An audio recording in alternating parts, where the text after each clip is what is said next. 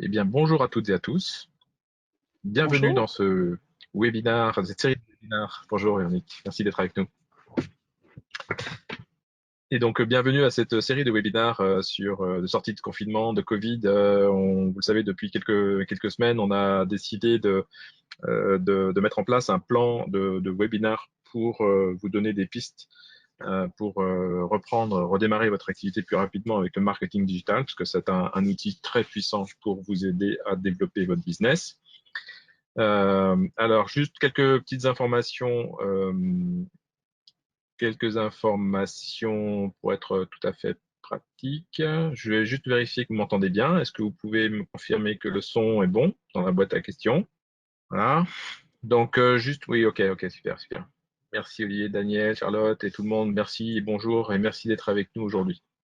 Donc, pour le confort de ce webinaire, tous les micros sont en mode sourdine, comme dirait mon collègue genevois, qui n'est pas avec nous aujourd'hui, mais qui nous a bien accompagnés jusqu'à présent. Donc, comme vous le voyez, c'est un webinaire qui parle à tous les francophones, qu'ils soient en Suisse, au Luxembourg et en France.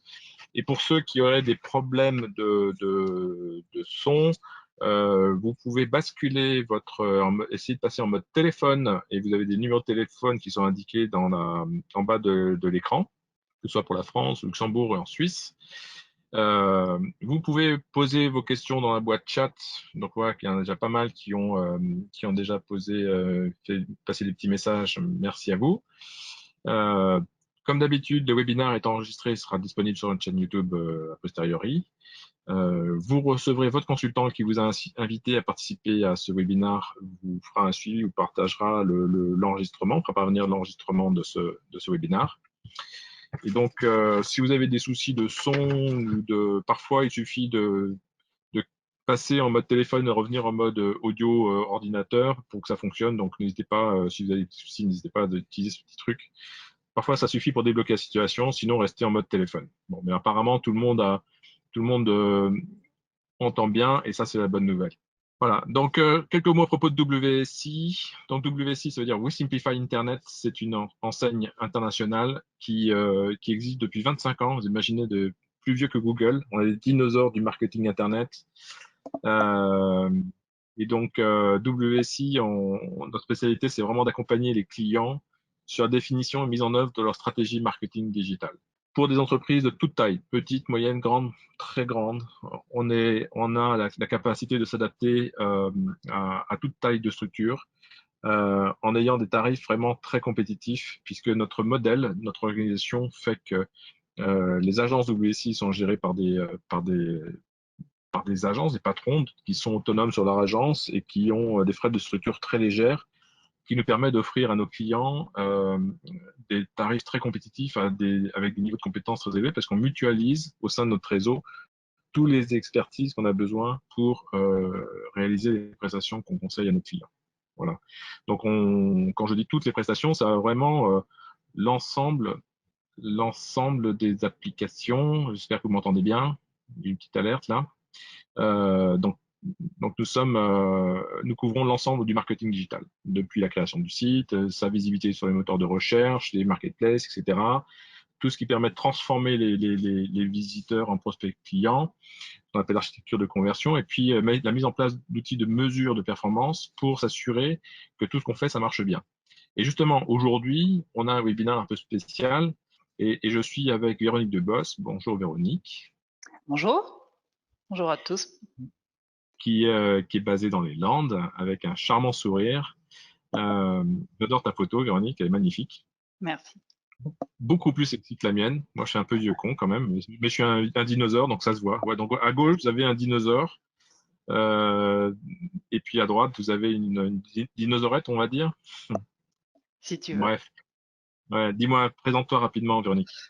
Donc moi je suis Véronique Dubos, je suis donc consultante basée à Mont-de-Marsan dans les Landes et je suis chez WSI depuis 2017. Voilà, j'accompagne les TPE et les PME dans leur stratégie globale pour les aider à faire en sorte que les dépenses qu'elles engagent sur le web deviennent des investissements. Ça, j'aime bien. Une belle notion. Voilà. Et donc moi, je suis dans le réseau de Lucie depuis bientôt 15 ans, depuis 2006. depuis plus de 15 ans, pardon. Et donc voilà, je développe mon agence basée au Bergenville dans les Yvelines, mais j'ai des clients un peu partout en France, parce qu'avec le marketing digital, ben, on peut travailler un peu partout avec la puissance d'Internet. Ok.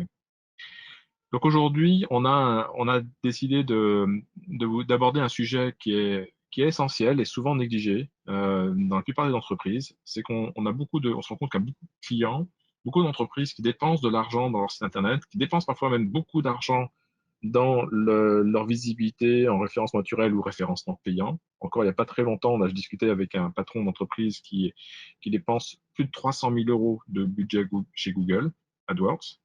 Donc c'est un budget déjà significatif. Vous imaginez 300 000 euros, c'est pas rien. Euh, et en fait, ils mesuraient pas bien la performance de ce qu'ils faisaient avec cet argent-là. Donc c'est un point sensible, hein. C'est vrai que et on pense en faisant du marketing digital, il suffit d'avoir un site et d'acheter du trafic pour faire du marketing digital. Ça peut suffire. Néanmoins, on va voir, et c'est ce qu'on va essayer de vous démontrer pendant ce webinaire, c'est ce qu'a préparé Véronique, et puis je reviendrai là-dessus. Euh, on verra que c'est quand même important de dépenser de l'argent, oui, mais de s'assurer que ce soit rentable. Voilà, donc ça c'est vraiment l'objet de ce webinaire. Et alors on va couvrir euh, les différents sujets. Qu'est-ce qui a changé aujourd'hui? Pourquoi c'est encore plus important aujourd'hui qu'hier de s'intéresser à ça? Quelles sont les données qui sont vraiment importantes pour prendre des bonnes décisions? Quels sont les outils qui peuvent être utiles pour vous aider à comprendre la performance de vos actions?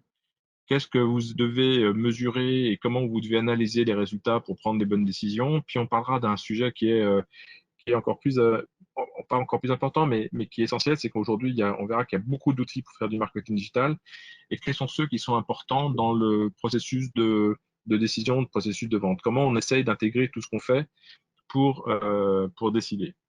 Bien sûr, on regardera un petit peu de temps pour répondre à toutes les questions que vous pourriez avoir pendant ce webinaire. Donc, n'hésitez pas à poser vos questions au fil de l'eau. Je les vois toutes, elles défilent toutes sous mon écran de contrôle. Et donc, Véronique et moi, on sera ravis de pouvoir traiter toutes vos questions. D'accord? On est parti. Alors, avant de rentrer dans le vif du sujet et de vous poser et de vous présenter un peu de théorie, on aime bien démarrer les webinaires par un petit sondage. Un petit sondage pour juste avoir un peu la situation d'où est-ce qu'on part, où est-ce que vous êtes aujourd'hui. Et typiquement, la question qu'on voudrait vous poser, sur laquelle on aimerait bien avoir vos réponses, c'est est-ce qu'aujourd'hui, vous avez un tableau de bord pour suivre la performance de votre stratégie marketing digital? Donc, c'est simple, vous répondez par oui, par non, je ne sais pas, au petit sondage que je lance tout de suite maintenant. Normalement, vous devez le voir. Donc, effectivement, vous commencez à répondre, formidable. Donc, on voulait vous laisser un petit peu de temps pour réfléchir. Pas très compliqué, hein, comme question. Donc voilà, on va pas y passer 2 heures non plus. Allez, je vous laisse encore 5 secondes. 5, 4, 3, 2, 1, 0. Je ferme le sondage et je vais vous partager les résultats. Et vous allez voir que c'est assez intéressant. Qu'est-ce que tu en penses, Véronique? Ah, je pense que c'est assez représentatif en fait de ce qu'on rencontre tous les jours. Ouais. Alors, ça veut dire quoi? Ça veut dire que vous êtes à 42%, vous dites oui, on a des outils de mesure. Très bien. Quand même 50% à dire non. Carrément, non, j'ai aucun outil de mesure. Bon. Et puis, il y en a 8% qui savent pas. Donc ça, on peut les mettre, je pense que les noms et je sais pas, c'est un peu la même chose, hein, pour moi. Donc la majorité aujourd'hui, on va dire que la majorité est de dire, bah non, on mesure pas bien la performance de nos actions de marketing digital. Bon, donc ça, c'est d'où est-ce qu'on part? Alors, Véronique, qu'est-ce qui a changé là récemment? Qu'est-ce qui s'est passé et pourquoi c'est encore plus important aujourd'hui de s'intéresser à la mesure de performance de son marketing digital? Là, tu me Ah là parles de tes là. photos de famille. Non, Là, pas c'est du tout. toi, Non, je ne suis pas tu as une blonde aux petite cheveux longs. princesse qui fait de la peinture. J'ai une grande princesse qui fait de la peinture.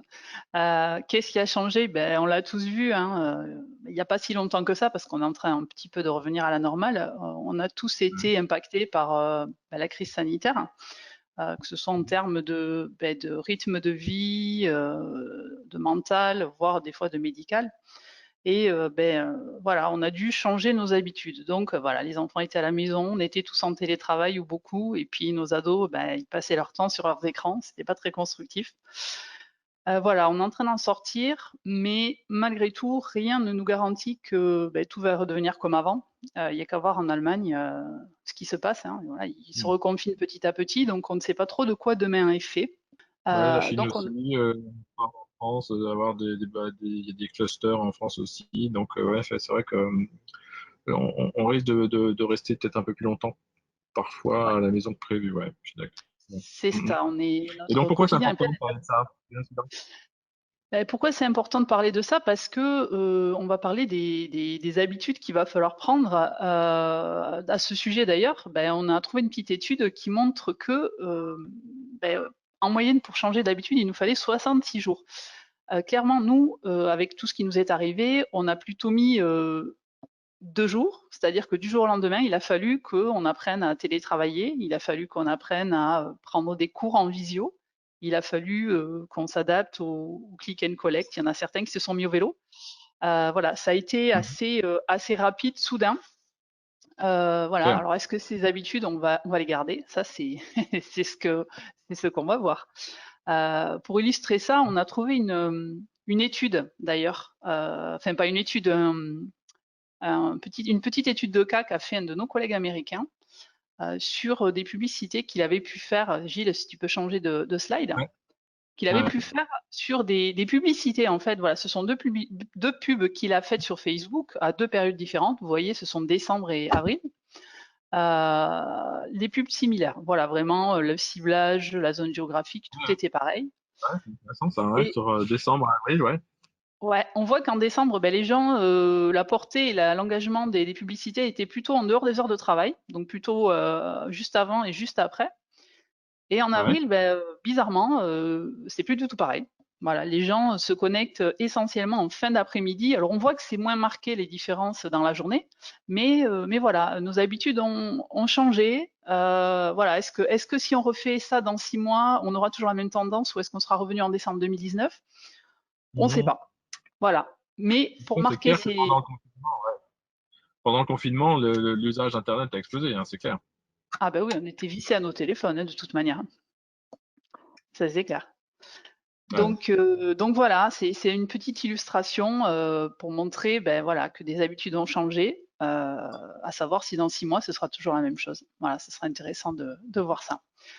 Donc en parlant de bonnes habitudes, comme le sondage a montré que plus de la moitié des participants à ce webinaire n'utilisaient pas l'analytique, peut-être que l'analytique va être, c'est une des bonnes habitudes à prendre quand on fait du web marketing. Euh, Pourquoi? Parce que on a vu, hein, Internet a explosé, comme l'a dit Gilles pendant le confinement. Donc, il faut vraiment, c'est important de se pencher sur les données. Néanmoins, se pencher sur les données, oui, mais avant ça, il y a quand même des choses à définir. Voilà, vous Mhm. voyez sur le tableau, on a une phase 1 et une phase 2. La phase 1, c'est tout ce qui vient avant la collecte des données, c'est-à-dire il va falloir définir ce qu'on a envie de faire, quelles données Objectif, vont être pertinentes pour notre business, ouais. Mhm. et parce qu'en fonction des objectifs qu'on va se fixer, on va pas regarder les mêmes choses. Voilà, une site de vente en ligne, il va plutôt regarder des commandes finalisées, alors que si on veut générer des contacts, on va peut-être plus regarder des formulaires complétés. Voilà, donc c'est Ouais. important de savoir ce qu'on veut faire et du coup, ça va définir les indicateurs qu'on veut regarder. Sans Les fameux oublier KPI, c'est ça? Les indicateurs, les c'est les KPI. KPI, Hein? indicateurs de performance clés. Ouais. Mais au milieu de tout ça, il ne faut pas oublier d'être smart dans la vie comme en web marketing, Ouais. c'est-à-dire qu'il faut se fixer des objectifs qui soient, comme c'est marqué, spécifiques, mesurables, atteignables, réalistes et temporellement définis. Voilà, Ouais. ça ne sert à rien de se fixer, quand on est une entreprise qui vend des chaussettes, 200 000 € de chiffre d'affaires en 2 mois, si Ouais. derrière on n'a pas la capacité d'absorber le travail ou que le chiffre, cet objectif est complètement irréaliste. Voilà. Ouais. Pour ça, je pense que les objectifs SMART, on en a parlé, réapparlé, on en reparle tout le temps. Les objectifs SMART, je pense que tout le monde maintenant a compris ce que c'était, mais c'est vrai que ça reste un objectif, vraiment quelque chose d'essentiel. Hein. On peut pas, si on ne sait pas où on veut aller, si on n'a pas des indicateurs clairs sur comment on va mesurer qu'on a atteint l'objectif ou pas, bah, on risque de pas être très. En tout cas, nous, on aime bien chez WC avoir ce focus. Hein. On est très focus résultat et on aime on bouscule souvent nos clients pour qu'on obtienne cette information qui est pour nous est clé, hein. Je veux dire, oui, dépenser 300 000 euros chez Google, on sait faire, pas de problème. Google sera ravi. Mais vous, est-ce que vous serez ravi? La question elle est là. Et qu'est-ce qui fait que vous seriez ravi de dépenser 300 000, voire 500 000 demain et plus après-demain? Donc tout à la fait. question elle est là. Ouais. Donc voilà, tout ce qui est en amont de la collecte est vraiment très important. Une fois qu'on a les données, bah après, voilà, c'est un peu la question, c'est qu'est-ce qu'on en fait? Parce que voilà, il y en a qui font de l'analytique. Ok, ils ont de l'analytique, mais derrière, si on a de l'analytique, c'est vraiment pour améliorer nos campagnes. Donc d'où Mhm. la nécessité de comprendre les chiffres Ah, c'est et de clair. traduire ces chiffres après en action. Voilà, Ouais, c'est ça. c'est tout ce qui est Parce que c'est vrai. adaptation et optimisation. Et voilà. Parce qu'on récupère beaucoup de données, beaucoup de données avec le marketing digital, énormément de données, mais il faut qu'on transforme ces données en informations pour être capable de les transformer en informations utiles pour prendre des bonnes décisions. Donc là, je pense que tu as bien résumé le scénario. OK. Tout à fait. Donc, Donc, on justement, continue. Vas-y. Alors, quelles sont alors, les trois questions qu'on se pose? Ouais, parce que tu as fait une belle liste, là. oui, n'est-ce pas? Il y en a plein à se poser. Quand on veut faire Ah, de la génération de leads, il y a plein de choses à se demander. faut tout faire? Euh, il faut tout faire. Idéalement, oui, mais voilà, moi, il y a des questions que j'aime bien prioriser, on va dire, notamment le public. Voilà, quel est le public cible? C'est Ouais. vachement important de savoir à qui on va s'adresser, voilà, parce que c'est ça aussi qui Ouais, définit les canaux de diffusion hein, de nos communications. Voilà, si je cible un patron de grosse PME dans la région lyonnaise, par exemple, je vais davantage m'orienter vers la publicité ou des posts sur LinkedIn que sur Facebook. Voilà, mhm. c'est important parce qu'aussi, en fonction des canaux qu'on va exploiter, on ne va pas mesurer les mêmes indicateurs. Ouais. Alors, Facebook, tu pourrais peut-être utiliser, mais c'est peut-être TikTok un peu moins. Voilà, à voir. TikTok, ouais, ouais, on n'y est pas Ouais. encore.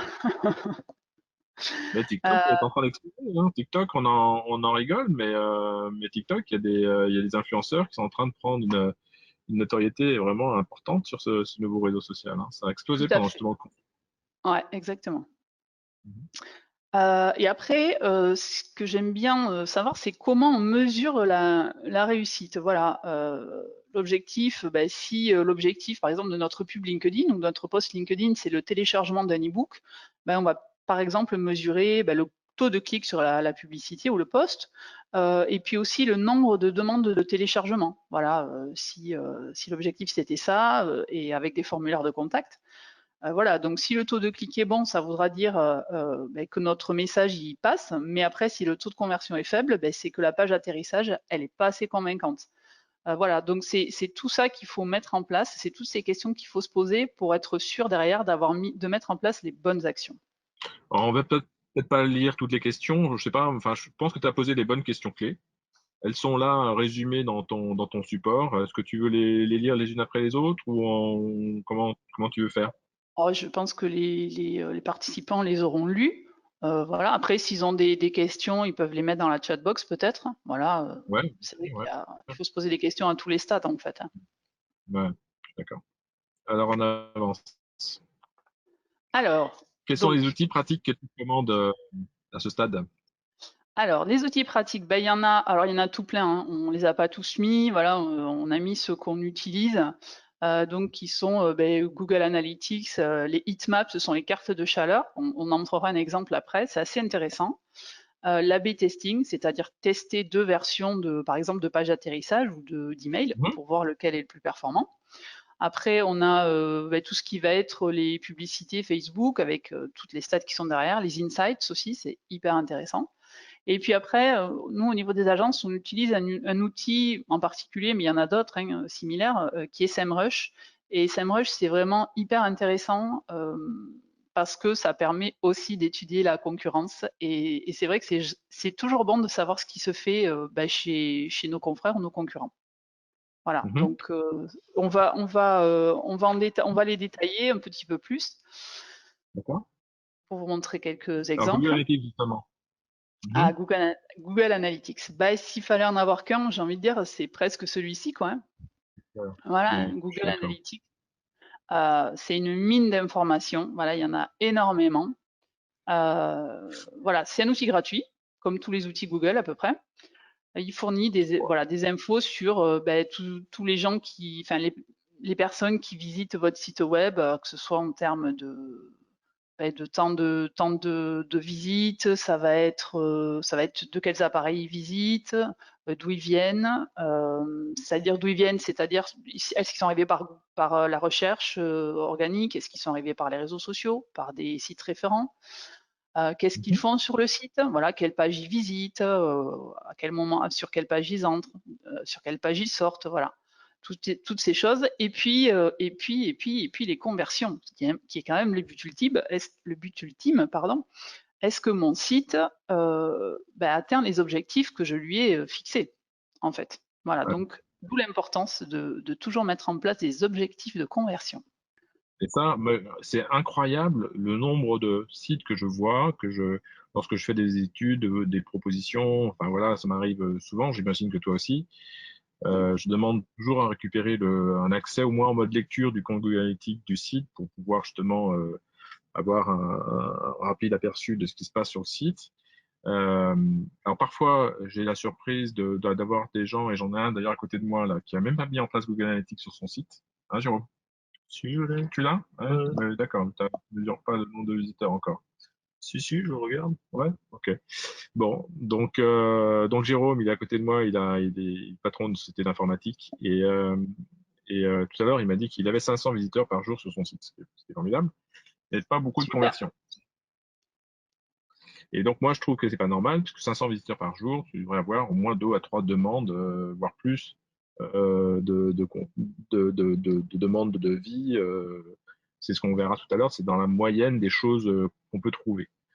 Euh, et donc, euh, effectivement, Google Analytics nous permet de savoir justement, de comprendre ce qui se passe sur son site. Et c'est ce que tu vas nous expliquer dans un instant.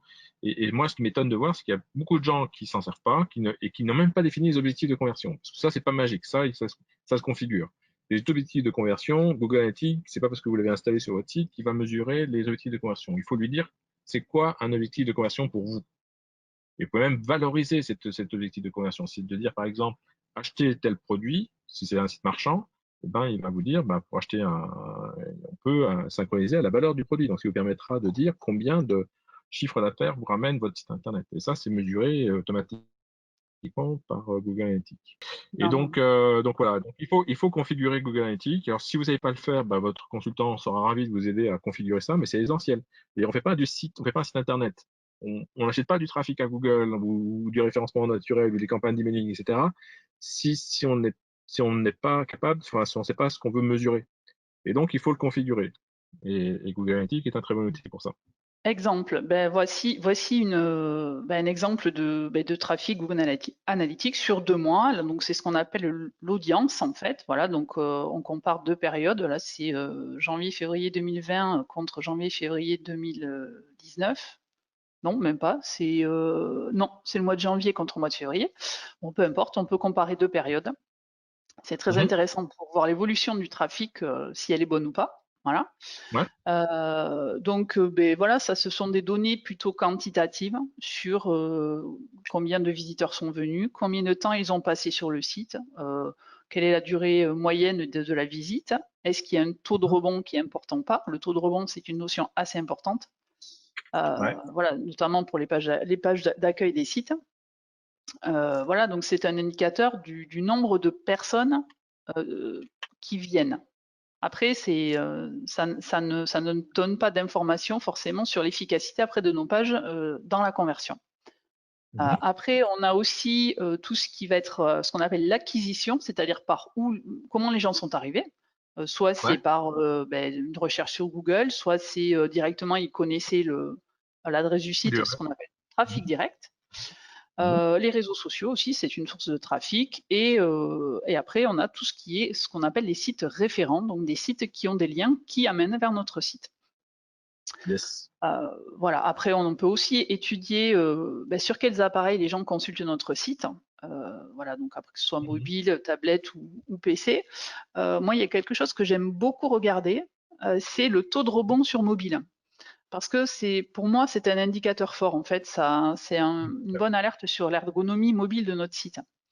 Ouais. Voilà, si vraiment il y a une grosse différence sur le taux de rebond entre le mobile et le PC, ça veut dire que vraisemblablement, soit vous avez un temps de chargement qui est vraiment trop long, soit que il y a un problème sur voilà, la présentation au niveau des smartphones. Voilà, donc moi j'aime bien cet indicateur-là. Hmm. Après, qu'est-ce qu'on pourrait dire là-dessus? Bah, côté un taux Voilà, de mobile, ce qui est important, ce qui est intéressant, c'est que apparemment là, sur les mobiles représente, il y a le plus de trafic qui vient via mobile que sur ordinateur. Hein. C'est quand même significatif. On a vu nous c'est au fil du temps depuis, parce que bon, on est les dinosaures, on a vu la progression de la prise de marché entre guillemets du mobile par rapport aux tablettes et aux ordinateurs, et on voit qu'aujourd'hui, voilà, les mobiles, c'est 50% sur l'exemple que tu montres du trafic. C'est énorme. tout à fait, mais c'est de toute façon, c'est la tendance actuelle, hein. Après, ce serait intéressant de regarder pendant le confinement quelle était la différence vraiment entre voilà, mobile et PC. Si vraiment il y a eu un changement aussi à ce niveau-là.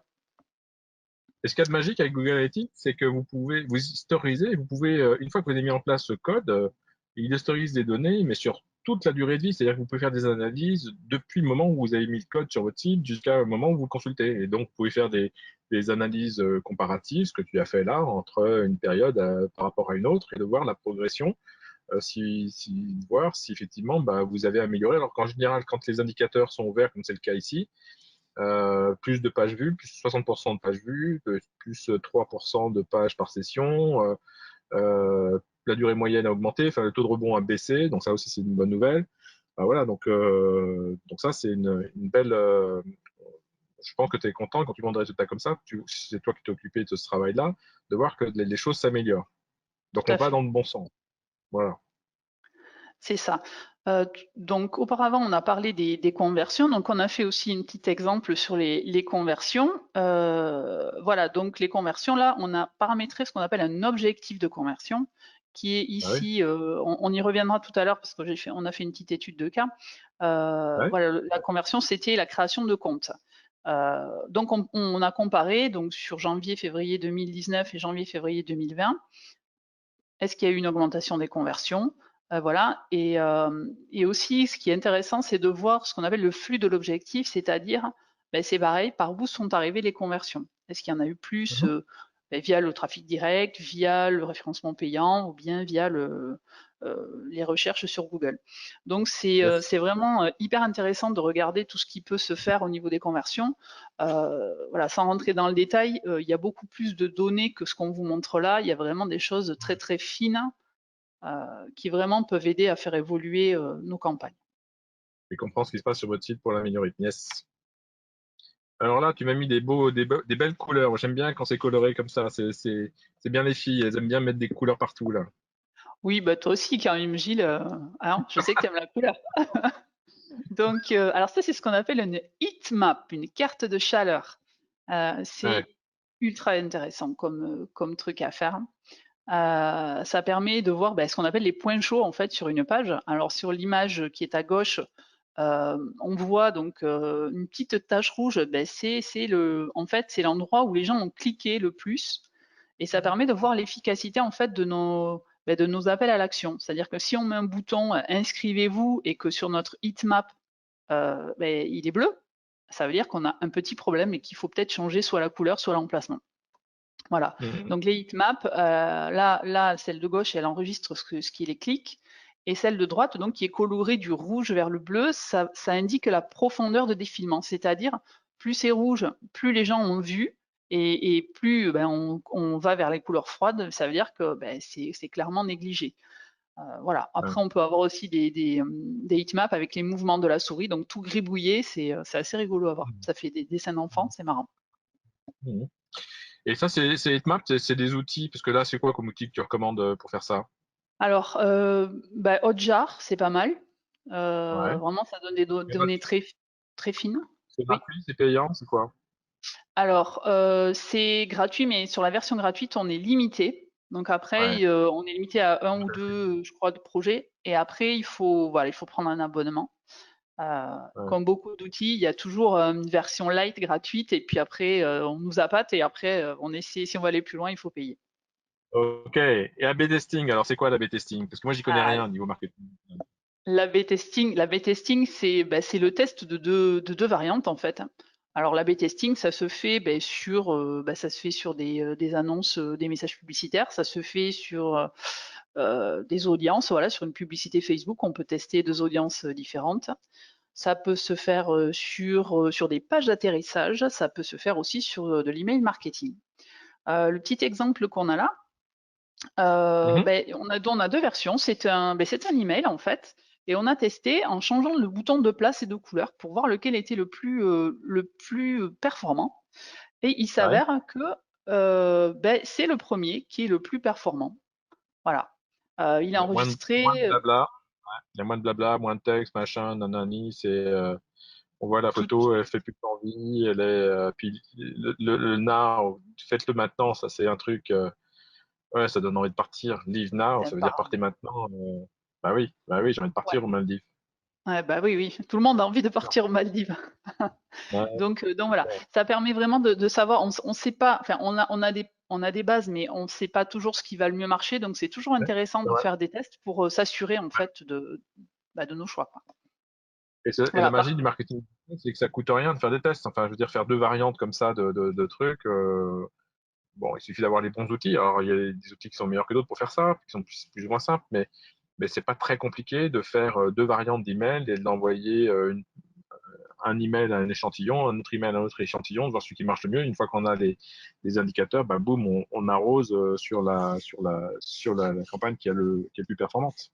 Tout à fait. Et en plus, on peut faire de l'ABCD testing, hein. On n'est pas limité à deux versions, hein. Oula, Voilà. oula, oula. Bon, Par contre, ce qu'il faut, c'est tester une variante à la fois, parce que si on en fait plusieurs, après, on ne sait pas trop pourquoi ça a mieux marché d'un côté que de l'autre. décidément, t'aimes bien les couleurs, hein, j'adore, Véronique. Ah oui, Dis-moi oui, oui, tout. j'aime. C'est quoi ça? Alors, là, on a quelques exemples de KPI, donc les indicateurs de performance clés. Là, Mhm. on a pris deux exemples. Donc, le premier, c'est sur la publicité. Voilà, vous avez un beau graphique sur le benchmark pour Google AdWords. Sur les KPI, alors on va pas tous, enfin il y en a un certain nombre marqués. Après, moi j'aime bien regarder le taux de clic, voilà, le CTR, qui est quand même un indicateur fort de l'efficacité des annonces publicitaires. Voilà, voilà pour ceux En CTR, ça qui, veut dire le nombre de fois que les gens cliquent sur une annonce par rapport au nombre de fois qu'elle est imprimée, c'est ça, hein? tout à fait, c'est ça. C'est le taux d'efficacité de l'annonce en fait, hein. D'accord. Voilà, donc par exemple, si vous êtes dans l'immobilier, donc l'immobilier, vous voyez, c'est la barre qui est la troisième à droite. Si vous avez des annonces publicitaires et que votre taux de clic il est inférieur à 2%, c'est très vraisemblablement que votre campagne elle a un souci. Soit qu'elle est mal paramétrée, soit que voilà, les mots-clés sont pas pertinents, qui sont peut-être trop larges. Mhm. Voilà, qu'il y a un souci au niveau des enchères. Enfin voilà, ça donne déjà une première Ouais. indication. Et puis après, ce qui est intéressant aussi, c'est le coût par acquisition, hein, c'est savoir combien je vais devoir payer pour avoir un résultat. Et Alors, ça CTA, va. c'est le coût par acquisition, c'est-à-dire le coût de transformation combien il faut que je dépense d'argent en achat pour récupérer un client. Tout à Et c'est fait, là, et c'est là où des Athéniens s'atteignent parce que c'est là où toute la rentabilité de la démarche va pouvoir se mesurer. C'est-à-dire, tant que vous ne connaissez pas votre coût par acquisition client, vous ne savez pas dire si votre campagne est rentable ou pas. tout à C'est fait. ça, hein? Ouais, ouais, tout à fait. Encore faut-il que vous sachiez quelle est la rentabilité d'un client. C'est-à-dire que vous savez, si un client, vous me dites, voilà, j'ai un panier moyen d'un client, c'est 1000 euros. Je prends un exemple simple. Votre marge, c'est 30%, c'est-à-dire 300 euros. Donc, il vous reste, après avoir vendu une prestation à un client, 300 euros pour vous. Si votre coût d'acquisition client est inférieur à 300 euros, bah, tant mieux. La campagne AdWords jusqu'à 300 euros par coût par acquisition client est rentable. Si votre CPR est supérieur à 300 euros, bah là, vous payez Google pour perdre de l'argent, pour faire clair. Et Tout à fait. ça m'arrive souvent. Je ne sais pas si ça t'est déjà arrivé, toi, Véronique, de voir ça, mais j'ai eu plusieurs prospects, et là encore un récemment.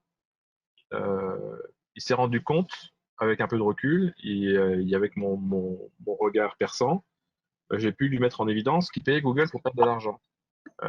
Donc il était un petit peu fâché parce que oui, dépenser de l'argent chez Google, c'est facile, mais il faut que ce soit rentable. Alors si c'est un problème de notoriété, bah, c'est clair. Encore une fois, tout dépend de l'objectif. Si l'objectif c'est de la notoriété, bah, on mesure pas. Le Sur retour une sur mesure. investissement n'est pas en ligne. On n'a pas un problème de retour sur investissement parce qu'on cherche à acquérir de la notoriété, de la visibilité. Donc, OK, là, on dépense un budget et on espère, on a d'autres indicateurs de mesure de performance. C'est pour ça, ce que tu disais tout à l'heure est vachement important. En fonction de l'objectif que vous avez, si c'est de la notoriété ou de la génération de leads, de la communication, enfin, quels que soient les objectifs que vous avez, il faut être clair là-dessus. Alors, quelques autres KPI. Excuse-moi, je te prends du temps sur ton temps de parole, là, Non, non, excuse-moi. non, non, mais il n'y a pas de souci. C'est toujours intéressant d'avoir des compléments. Ensuite, alors, en KPI sur l'email marketing, donc pas les mêmes KPI, hein, effectivement. Donc, on a des choses qui sont intéressantes à regarder, comme le taux d'ouverture, voilà, notamment, pour savoir bah, si l'objet de notre mail, eh ben, il est attractif ou pas. Et après, moi, j'ai toujours hein, le taux de clic, c'est un truc que j'aime bien regarder parce que c'est un très très bon indicateur de l'efficacité du corps de votre mail. Est-ce que votre message, il a été entendu? Est-ce qu'il a été convaincant? Après, on a toujours toutes les données sur la performance de la page d'atterrissage en fixant un objectif de conversion et on voit si oui ou non les achats sont faits ou si les formulaires de contact sont remplis. Voilà, on vous a mis encore un petit benchmark par secteur pour que vous puissiez peut-être vous jauger par rapport aux moyennes qui existent. Alors là aussi, l'emailing, c'est un outil très puissant. Il n'est pas plus efficace aujourd'hui en termes de performance. L'emailing, ça reste le canal qui a le meilleur retour sur investissement. Encore faut-il que votre base soit qualifiée, qu'elle soit et que vous envoyiez le bon message au bon moment à la bonne personne. Et c'est ce qu'on verra tout à l'heure, c'est important. Aujourd'hui, tout le monde est spammé et vous pouvez détruire votre image de marque si vous envoyez trop d'emails à des gens qui, si vous leur poussez n'importe quoi, si c'est pas en phase avec leur attente, leur discours, euh, bah, vous risquez d'être déclaré comme spammer, ce qui va faire baisser votre taux de délivrabilité, ce qui va, enfin bref, moi encore récemment là, j'ai eu un prospect qui m'a dit avoir envoyé l'année dernière plus de 1,5 million d'emails. Oh, C'est une c'est énorme. 1, ouais, en une année, 1,5 million d'emails. Vous imaginez le truc? Et il s'est fait incendier par lorsqu'il se réunissait dans des réunions de groupe. Et les gens qui lui refusaient de lui serrer la main parce qu'il voilà, était considéré comme un spammer. Il était il agaçait les gens. Donc attention c'est une arme à double tranchant. Hein. Oui, c'est redoutablement efficace, mais il faut être prudent, faut pas faire n'importe quoi. Ah oui, non, mais Et donc l'emailing de masse est révolu. On ah, n'arrête pas voilà, de parler de l'importance de la voilà, segmentation. C'est hyper voilà. important, ouais, Ouais. c'est clair. Et de savoir qui est intéressé par quoi, de façon à ne pas envoyer des emails inutiles à des personnes qui ne sont pas intéressées par ces trois produits ABC. Bah, s'il y en a un qui est intéressé par produit A et B, bah, ça ne sert à rien de lui envoyer des emails sur le produit C. Ça Tout risque à de fait. l'agacer. Surtout qu'on a aujourd'hui des outils qui nous permettent de faire ça très facilement. Voilà, tous les outils d'emailing aujourd'hui sont quand même assez performants. Hmm. Alors, un petit exemple en fait de ce que l'analyse des données peut apporter en fait. Ça, c'est une campagne Google Ads qui est en cours depuis un certain nombre de temps. Là, on a les données de janvier et février 2019. Voilà, c'est une Mhm. campagne qui est faite au niveau national. Mhm. Voilà, c'est une boîte qui a un site où on peut faire du mailing postal 100% en ligne. Voilà. D'accord. Donc voilà, le budget était de 500 euros par mois. Voilà, au niveau du budget, pas de souci. Les annonces se diffusaient bien tout au long de la semaine, donc il n'y avait pas de souci à ce niveau-là. Mhm. Simplement, on était quand même sur des taux de conversion, voilà, comme vous voyez, à 0,5%, un coût de conversion à 267,47 euros, sachant que la Ouais. conversion, c'est la création d'un compte. C'est même pas la commande, Ah, c'est la création d'un ouais. compte. Donc D'accord. voilà, ils ont laissé quand même pas mal d'argent là-dedans. C'est-à-dire que Donc par mois, il y avait deux créations de comptes par mois. Waouh. ouais, ouais. Donc Oui. voilà, c'était assez décevant. Du Mhm. coup, ben, voilà, ça c'est la page d'atterrissage. Alors avec le handicap aussi d'avoir une page d'atterrissage qui était la page d'accueil du site. Voilà, avec des annonces Ah. qui concernaient différents sujets. Mhm. Et bon, on arrive sur cette page d'atterrissage, qui est un peu voilà chargée, on va dire, et qui pouvait perdre les gens. Voilà, donc sachant Mhm. qu'il y avait 5 groupes d'annonces. Voilà, le Wow. taux de rebond était vraiment élevé et puis notamment par rapport aux autres canaux, on était vraiment sur des performances moindres alors qu'on était vraiment sur des budgets quand même importants. Mhm. Voilà, donc après avoir analysé tout ça, 1 an plus tard, sachant que la campagne a été reprise au mois de novembre 2019, 1 an plus tard, les résultats sont différents. Voilà, pour le même budget, voilà, on n'a pas changé le budget, rien n'a été changé à ce niveau-là.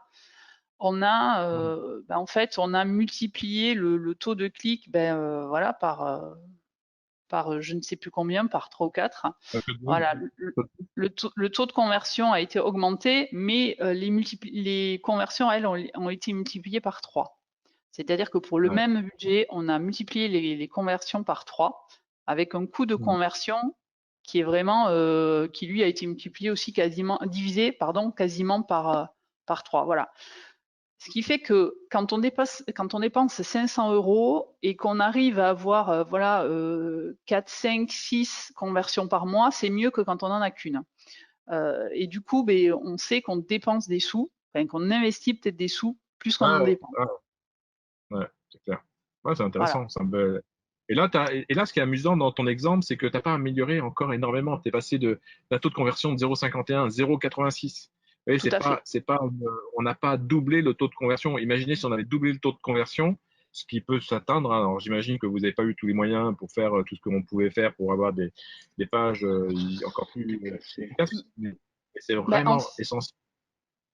Ouais. Ouais, non, mais c'est sûr. Après, on n'a pas basculé toutes les pages en fait. On n'a pas, on a recréé des pages d'atterrissage, mais pas pour pas pour tout, Mais pardon, c'est les ça, groupes c'est ça. d'annonces. Voilà, on est passé en Ouais. test. Donc bon, après, on a été un peu coupé avec le confinement, donc bon, voilà.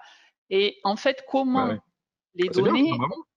merci, comment les données en fait ont permis d'affiner la campagne. En gros, en sachant, voilà, en analysant, on a vu que le taux de clic sur les partenaires du réseau de recherche. Alors il y a Google.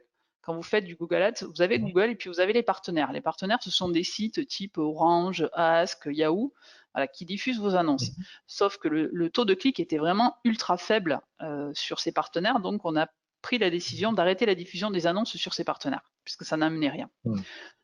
Au Mhm. niveau des mots-clés, voilà, le taux de clic était vraiment assez faible sur beaucoup de mots-clés, donc on a retravaillé les mots-clés, mais on a globalement aussi Ouais. retravaillé tous les groupes d'annonces et les annonces elles-mêmes Mhm. pour voilà, avoir une performance Bah, c'est ça le plus travail d'une agence, hein, convaincante. c'est d'optimiser la campagne, etc. Effectivement, donc là, bravo, hein, super résultat. Et pour le taux de conversion, voilà, on a créé des nouvelles pages d'atterrissage qui étaient vraiment plus en phase avec les différents groupes d'annonces. C'est-à-dire qu'on avait des choses très précises et amener sur cette page d'atterrissage-là, qui est trop générique, n'était pas performant. Bon, c'est encore en cours, donc j'espère que Ouais, j'aurai des données plus probantes, mais voilà, c'est quand même assez ouais. représentatif de ce que l'analyse des données peut faire, quoi. Ouais, il ne sait pas quelle année, c'est de savoir faire aussi, hein, parce que Oui, oui. voilà, tu peux des résultats, parce que dire que les résultats sont pas bons, ça c'est une chose, mais après savoir les améliorer, c'est autre chose. Ok, très Tout à bien, bah fait. merci, c'est un bel exemple en tout cas. Mais de Alors, rien. génial. Alors, donc vous voyez cette ligne analytique permet cette ligne rose là qui croise tout là, qui va de gauche à droite et qui s'interface qui croise plein de lignes. La ligne du mobile, on en a vu tout à l'heure, on a vu que c'est l'importance du mobile, on voit le site, l'interaction avec le site, avec les campagnes de référencement naturel, de réseaux sociaux, d'emailing, de référencement payant, de marketing automation, etc. Bref, l'analytique, ça permet de collecter des informations sur toutes les tactiques que vous pouvez mettre en œuvre pour générer du trafic et générer du business via votre site internet. Donc c'est un levier vraiment très important qui nous permet de comprendre ce qui se passe. Maintenant, ce que se pose la question, une fois qu'on a mis en place Analytics et qu'on mesure des données, etc., et l'exemple qu'a donné Véronique était très impressionnant, parce qu'avec une campagne AdWords, elle a fait un focus sur AdWords, mais il n'y a pas que AdWords qui génère du trafic sur un site internet. Il peut y avoir plein de tactiques qui peuvent générer des conversions. On va parler de l'importance de votre site, du référencement naturel, des réseaux sociaux, de l'optimisation de vos landing pages, Véronique en a parlé, du bouton qui va permettre d'interagir, de faire venir, transformer le visiteur en prospect, de la profondeur et de la complexité de vos formulaires que vous pouvez utiliser, de vos campagnes d'emailing, de votre CRM, envoyer la bonne donnée au bon moment à la bonne personne, voire de mettre en place du marketing automation. Bref, toutes ces tactiques-là doivent être mesurées pour comprendre l'efficacité de tout ce qu'on fait, que ce soit au niveau de la phase attraction, intérêt, de la phase intérêt, de décision et bien sûr dans profil d'ambassadeur. Tout ça, ça se mesure aujourd'hui. On a vraiment des outils qui nous permettent de mesurer de manière fine l'efficacité de tous ces canaux.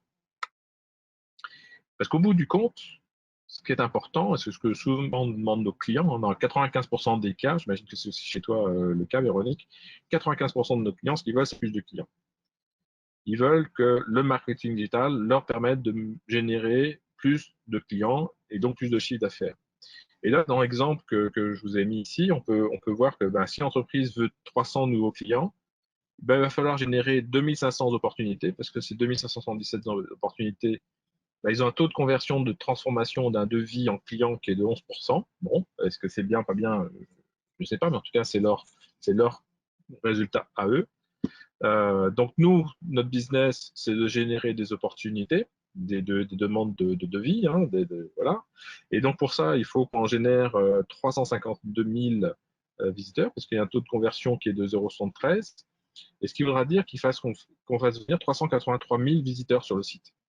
Vous voyez à peu près le schéma. Pour avoir 300 clients, il faut faire venir 400 000 visiteurs. Je fais simple, mais vous voyez l'idée. Et si vous pouvez avoir 400 000 visiteurs et que le coût du clic sur AdWords, c'est 1 euro, ce qui peut paraître cher, mais ce n'est pas encore très cher, et vous pensez 400 000 euros pour avoir 300 nouveaux clients. Vos 300 clients, il faut qu'ils vous rapportent des sous et que la marge de vos clients soit supérieure aux 400 000 euros que vous avez dépensé pour acheter le trafic.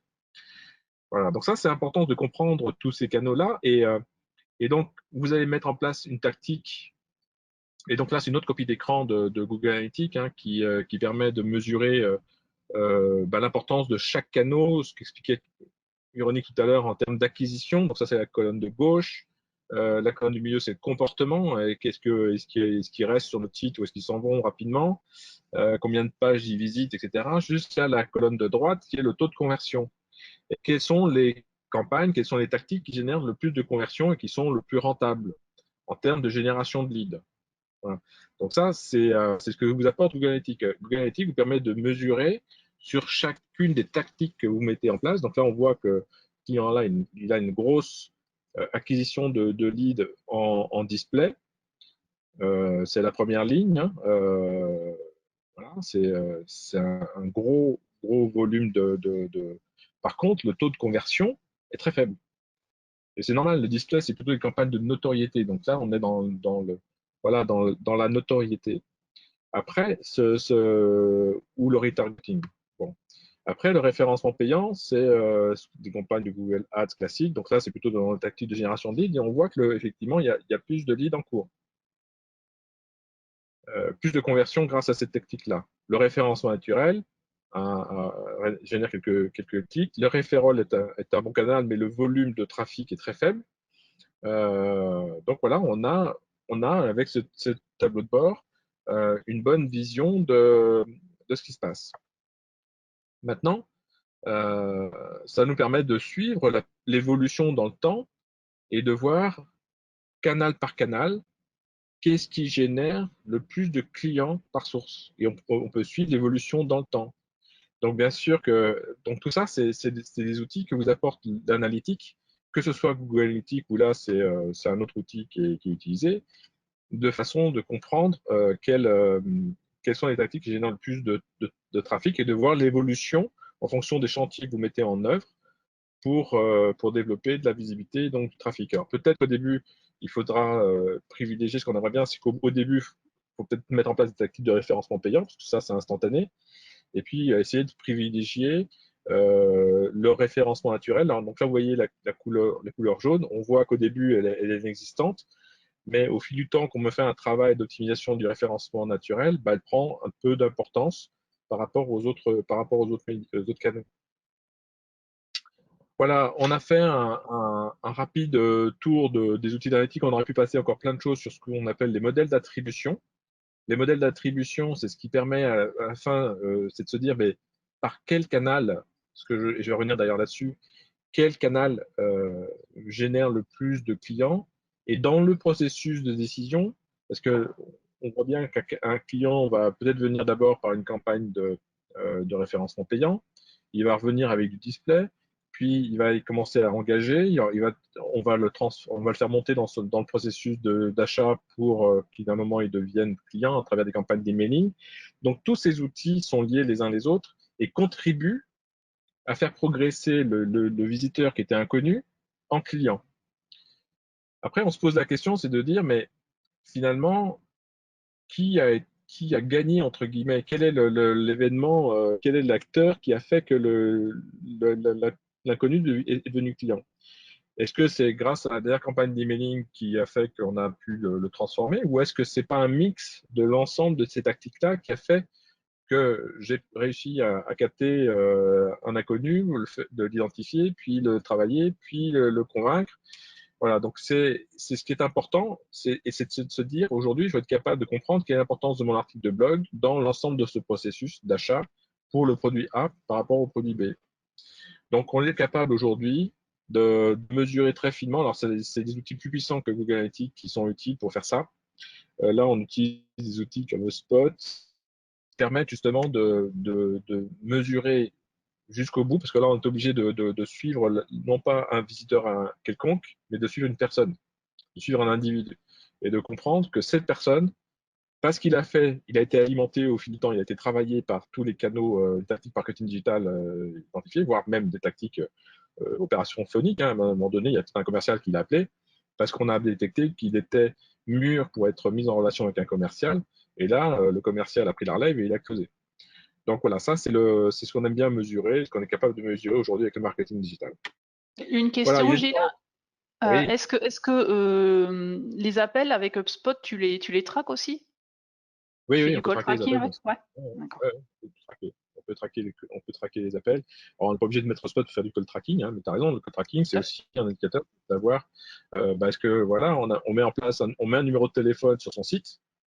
Il y a des gens qui appellent avec le numéro de téléphone qu'on a mis sur son site. Alors, on peut être malin et se dire, je vais peut-être mettre un numéro de téléphone spécial qui va faire que euh, ce sera un numéro qui sera traqué, c'est-à-dire un autre numéro différent qui va arriver sur mon standard comme d'habitude, sauf qu'il y a un système qui va automatiquement enregistrer tous les appels qui vont être faits via le numéro qui est affiché sur mon site internet. On peut mettre un autre numéro de tracking différent pour la campagne d'emailing, un autre numéro de téléphone qui vient par le référencement pour les visiteurs qui viennent par le référencement payant, etc., etc., de façon à avoir un panorama le plus exhaustif possible et le plus précis possible pour comprendre ce qui marche pas. Parce qu'encore une fois, on ne peut pas améliorer ce qu'on ne mesure pas. Et John Wanamaker, qui disait, c'est un grand homme d'affaires américain, il disait 50% de mon budget de marketing est inutile. 50% de mon budget est inutile. Le problème, c'est que je ne sais pas quel budget. Je ne sais pas quel 50% est inutile. Donc, avec le marketing digital, je ne vais pas dire qu'on a la solution à ce problème-là, mais on y voit quand même beaucoup plus clair. On n'a pas une vision, on n'est pas d'une précision absolue, mais on a énormément d'informations qui permettent de comprendre et on n'est pas dans les 50%, on est plutôt dans les 15-20% que dans les 50% qui sont gaspillés. Et quand on sait ce que ça coûte le marketing, et quand on sait aujourd'hui, encore plus qu'hier, le marketing digital va être indispensable pour les entreprises à se développer et à acquérir de nouveaux clients, on comprend l'importance de s'intéresser à ce genre de données. En résumé, Véronique, je te laisse le mot de la fin avant qu'on donne la parole à aux questions-réponses, parce qu'il est bientôt 18 heures. Ben, en résumé, il faut définir ses objectifs, bien sûr les chiffrer, qu'ils soient réalistes, suivre et bien sûr analyser les données pour pouvoir ensuite ajuster et affiner pour avoir des résultats. Et bien sûr, il faut toujours définir ces modèles d'attribution. Je reviens. Donc, juste pour faire un petit clin d'œil, on a une version Digital Minds qui arrive en version française. Votre consultant aussi que vous avez fait venir à cette réunion sera bien sûr ravi de vous remettre une première version lorsque vous le contacterez. On va passer à vos questions si vous en avez, donc n'hésitez pas. Dites-nous tout. Quels sont les sujets qui vous ont intéressé, interpellé? On aimerait peut-être vous lancer un rapide second sondage pour voir si ce qu'on vous a donné, si ça vous a donné envie d'en savoir plus sur le marketing digital. Donc, merci de répondre à cette question. Est-ce que ça vous a donné, est-ce que ça vous a aidé à prendre conscience de l'importance du marketing digital, ce qu'on vient de vous expliquer? OK. Donc, je vais vous laisser encore quelques secondes. Vous êtes 56% à avoir voté. OK. Allez, 5, 4, 3, 2, 1. Je ferme le sondage et je vous partage les résultats. Bah, écoute, Véronique, je crois qu'on a fait du bon boulot. Qu'est-ce que tu en penses? Bah oui, c'est pas mal. Disons que si on a pu permettre aux gens de se rendre compte de ce qui marche ou pas sur leur site et leurs différentes tactiques, je pense que la mission est remplie. Ouais, je pense qu'on a fait du bon boulot. Bravo, merci à toi. C'était très clair. Je te remercie. Euh, je vais masquer les résultats et si vous avez des questions, on sera ravi de pouvoir y répondre. Alors, il y a Dimitri Véronique qui nous pose une question intéressante. Quel outil, entre guillemets, gratuit recommanderiez-vous pour faire de l'A/B testing? Ah, quel outil pour faire de l'A/B testing? Ben, alors moi je l'utilise pas mal sur les sites web. Alors sur les sites, bon, mais c'est pas souvent gratuit malheureusement. Et après, sinon sur l'emailing, il y a un outil qui est gratuit, c'est Sendinblue. Voilà. On peut envoyer jusqu'à 300 mails par jour. Voilà, après, on peut le faire sur des campagnes Facebook. Voilà, il suffit juste de créer des annonces qui soient différentes et de faire les tests.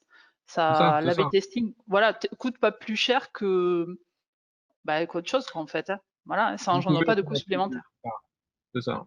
Alors, l'A/B testing, tout dépend de quoi on parle, parce on peut faire de l'A/B testing sur les call to action, on peut faire de l'A/B testing sur l'objet d'email, sur le contenu de l'email, sur l'image de l'email, sur la landing page, enfin, voilà, sur les formulaires. On peut A/B tester plein de choses. Donc, c'est vrai qu'il y a des outils comme Sendinblue qui est intéressant parce que on peut faire des landing pages sur Sendinblue, on peut faire des emails et tout ça gratuitement avec un petit volume puis faire des petites variantes, etc. Maintenant, comme tous les outils gratuits, à un moment donné, les gens ne vous donnent pas d'outils gratuits pour le plaisir, ils espèrent bien vous transformer en version payante. Et donc, voilà. Et là, quand on est dans le lab testing, on est déjà dans des fonctionnalités un petit peu avancées du marketing digital. Donc, très vite, on arrive vers des solutions qui sont payantes. J'espère que ça répond à votre question, Dimitri. OK. Donc, je pense qu'on a répondu. Il pose sur une page ou sur un site web. Bon, alors, typiquement, hein, sur une page, bah, vous pouvez faire deux pages sur votre site. Rien ne vous empêche de faire deux pages différentes et puis de voir ce qui convertit mieux. Voilà. Tout à fait. Euh, Après, c'est générer du trafic dessus. Si vous faites, donc là, vous faites deux campagnes à peu près identiques et puis vous voyez la page qui convertit mieux. C'est pas besoin d'avoir forcément des outils très compliqués pour faire de la B-testing. OK. Euh, Très bien. Bah, il est 18 h, donc le temps est passé vite. Je vois pas d'autres questions pour l'instant. Merci. Dimitri nous dit merci. Il n'y a pas de quoi. Merci d'avoir participé. Merci d'être. Et donc, la semaine prochaine, donc votre consultant va vous faire parvenir le support de présentation et le résultat de le webinaire qui était enregistré, si vous souhaitez le revoir. Sinon, on aura un dernier webinaire avant les vacances qui aura lieu le 2 juillet prochain de 17 h à 18 h comme d'habitude et j'aurai le plaisir d'animer ce webinaire avec Jean-Pierre Béraud qui est un collègue à Nice. Donc on reste dans le sud de la France, on était dans les Landes et là on va dans la Côte d'Azur.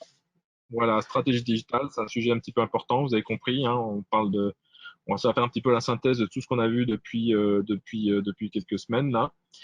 Et c'est vrai que c'est aussi important d'optimiser sa stratégie digitale et c'est ce qu'on verra la prochaine fois. Merci Véronique. Merci à toi, Gilles. C'était super.